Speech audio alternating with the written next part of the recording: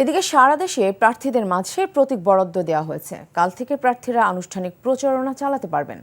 বিস্তারিত জীবন আহমেদের ডেস্ক রিপোর্টে। ঢাকার বাইরে উৎসবমুখর পরিবেশে প্রতীক বরাদ্দ নিয়েছেন প্রার্থীরা। বগুড়া ৬ আসনে বিএনপির চেয়ারম্যান তারেক রহমানকে ধানের শীষ প্রতীক দেওয়া হয়েছে। তারেক রহমানের পক্ষ থেকে বগুড়া জেলা বিএনপির সভাপতি রেজাউল করিম বাদশাহ প্রতীক নেন।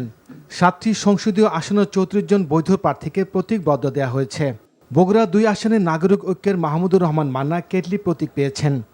কুমিল্লা ১ আসনে বিএনপির খন্দকার মোশাররফ হোসেন, ৩ আসনে বিএনপির প্রার্থী কাজী শাহ মোফাজ্জল হোসেনের কায়কোবাদ, ৪ আসনে এনসিপির হাসনাত আবদুল্লাহর কর্মী সমর্থকরা প্রতীক গ্রহণ করেন।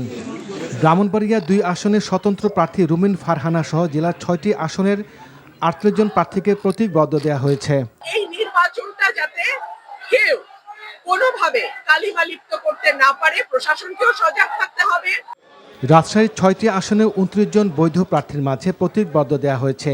রাজশাহী ২ আসন থেকে মিজানুর রহমান মিনু, ১ আসনে জামায়াতের প্রার্থী মুজিবুর রহমানকে প্রতীক দেওয়া হয়েছে।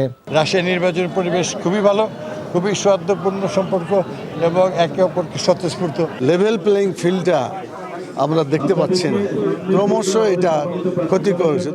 রংপুর ৪ আসনে এনসিপির আক্তার হোসেন সহ ৬টি আসনে ৪৪ জন প্রার্থীকে প্রতীক বরাদ্দ দেওয়া হয়েছে। চট্টগ্রামের ১৬টি আসনের প্রার্থীদের মাঝে প্রতীক দেওয়া হয়েছে। চাঁদপুরের ৫টি আসনে চূড়ান্ত প্রতিদ্বন্দ্বী ৩৫ জন প্রার্থীর মাঝে প্রতীক বরাদ্দ দেওয়া হয়েছে। চট্টগ্রামের 2 আসনে বিএনপির প্রার্থী ডক্টর মোহাম্মদ জালাল উদ্দিন সহ বিএনপি, জামায়াত সহ অন্যান্য প্রার্থীর মাঝে প্রতীক দেওয়া হয়েছে।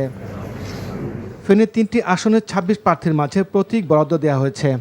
কুষ্টিয়ার 4টি আসনে বিএনপি, জামায়াত সহ বিভিন্ন রাজনৈতিক দল ও স্বতন্ত্র সহ মোট 25 জন প্রার্থীর মাঝে প্রতীক বরাদ্দ দেওয়া হয়েছে। নাটোরের 4টি আসনের 25 জন প্রার্থীকে প্রতীক দেওয়া হয়েছে। প্রতীক দেওয়া হয়েছে নারায়ণগঞ্জের 5টি আসনের 47 জন প্রার্থীকে।